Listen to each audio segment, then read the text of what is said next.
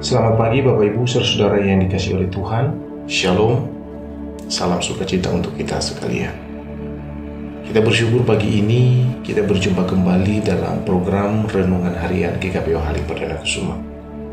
Sebelum kita memulai kegiatan kita, saya mengajak Bapak Ibu Saudara untuk mendengarkan dan merenungkan firman Tuhan.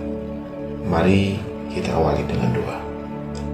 Bapa di surga, kami bersyukur kalau saat ini kami ada karena anugerah dan kemurahan Tuhan. Sebelum kami memulai kegiatan hari ini, kami rindu mendengarkan dan merenungkan firman Allah. Roh Kudus-Mu menolong kami, memberikan kami pengertian dan kemampuan untuk melakukannya dalam hidup kami sehari-hari. Terima kasih Tuhan, berbicaralah kepada kami umat-Mu siap mendengarkannya. Amin. Roma pasal 11 ayat 29. Sebab Allah tidak menyesali karunia-karunia dan panggilannya. Tema renungan pagi ini bagi kita adalah kasih Allah tidak pernah berubah. Saudara-saudara, di tengah rasa syukur kita sebagai warga negara Republik Indonesia yang baru saja merayakan hari ulang tahun kemerdekaan ke-81, kita diingatkan bahwa kemerdekaan dan keberadaan bangsa ini bukanlah sebuah kebetulan, melainkan bagian dari kasih karunia Allah yang menopang perjalanan sejarah bangsa dan negara kita. Jika kita memperhatikan latar belakang dari surat Roma, kita mundur di pasal 9 sampai pasal 11, maka kita menemukan bahwa Rasul Paulus membahas tentang rencana keselamatan Allah bagi bangsa Israel dan juga bagi bangsa-bangsa lain. Paulus menegaskan bahwa meskipun sebagian bangsa Israel menolak Injil, namun janji dan pilihan Allah atas mereka tetap tidak pernah dibatalkan oleh Tuhan. Ayat 29 yang menjadi fokus kita pagi ini berkata, sebab Allah tidak pernah menyesali kasih karunia dan panggilannya. Sebagai manusia, kita seringkali menilai kasih Allah berdasarkan performa atau perasaan-perasaan yang kita rasakan sendiri. Ketika kita mengalami berkat, kesuksesan, keberhasilan, lalu kita merasakan Allah mengasihi kita. Sebaliknya, ketika kita menemui kegagalan-kegagalan atau berbagai macam kesulitan, kita mengira Allah murka atas kita. Namun melalui teks yang kita baca hari ini memberikan sebuah semangat bahwa Allah tidak pernah menyesali kasih karunia-Nya dan panggilannya bagi setiap kita umatnya. Nah Bapak Ibu, dari teks ini kita belajar beberapa hal yang menjadi perenungan untuk kita aplikasikan dalam hidup kita. Yang pertama, kasih karunia Tuhan bagi kita tidak bersyarat.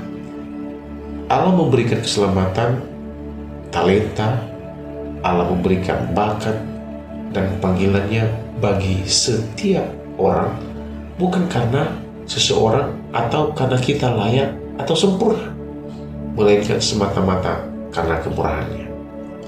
Karena pemberian itu tidak didasarkan pada kelayakan kita sejak awal, maka kegagalan kita pun tidak membuat Allah menyesal telah memilih saudara dan saya.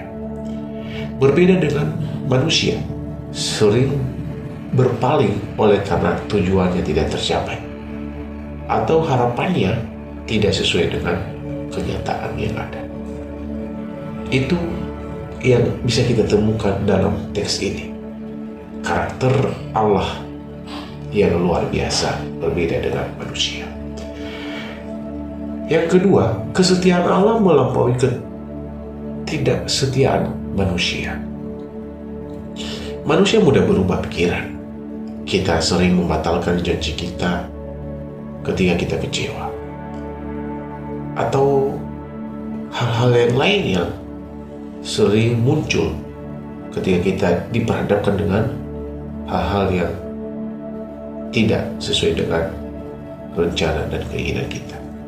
Namun Allah, Bapak Ibu, bukan seperti kita manusia. Kesetiaannya kokoh dan tidak bergantung pada situasi dan kondisi yang ada. Panggilannya atas hidup kita, baik itu sebagai anaknya, sebagai pelayannya, tetap berdiri teguh atas kita. Ketika saudara dan saya mungkin merasa jauh atau tidak layak, ketahuilah bahwa Allah tidak pernah menarik kembali kasih dan tidak pernah menarik kembali tangannya yang terbuka untuk menerima kita. Yang dia minta bukanlah kesempurnaan dari saudara dan saya, melainkan kerendahan hati untuk kembali datang kepadanya. Nah, Bapak Ibu Saudara, mari melalui renungan pagi ini kita pegangi janjinya bahwa kegagalan masa lalu tidak membatalkan masa depan yang sudah Allah rancangkan bagi kita. Mari melangkah dengan percaya diri, bukan karena kekuatan kita, melainkan karena kesetiaan Allah yang tidak pernah berubah. Kiranya firman Tuhan yang singkat dan sederhana ini boleh memberkati kita di dalam memulai hari ini bersama dengan Tuhan. Mari berdoa. Tuhan Yesus, terima kasih karena kasih karunia dan panggilan-Mu dalam hidup kami tidak pernah berubah.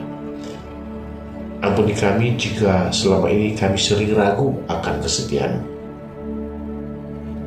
Ajarkan kami ya Tuhan untuk terus melangkah dalam kasih dan kemurahan-Mu serta panggilan-Mu bagi kami setiap hari. Kami berdoa bagi setiap kami yang akan memulai kegiatan hari ini.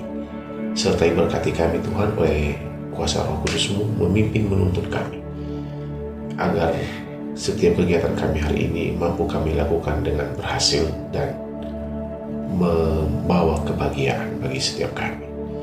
Hamba berdoa bagi saudara yang sedang sakit, yang sedang memiliki pergumulan atau permohonan khusus, baik itu tentang diri, keluarga, pekerjaan, pendidikan, atau hal yang lainnya. Tuhan Yesus, kami berdoa, Engkau turun tangan, menolong dan menjawab setiap anak-anak. Kami percaya ketika kami berdoa, ketika kami percaya, maka mujizat-Mu nyata dalam kehidupan kami. Kami bersyukur juga untuk kemerdekaan Republik Indonesia, negara tercinta, memasuki usia yang ke-81 di bulan ini. Tuhan, sebagaimana Engkau menjaga dan memberkati bangsa kami di tahun-tahun sebelumnya, demikian doa kami di tahun ini dan tahun-tahun yang akan datang. Engkau memberkati bangsa kami, memberkati pemerintah kami, dan Engkau memberkati seluruh masyarakat yang ada. Dalam nama Yesus kami berdoa dan bersyukur. Amin.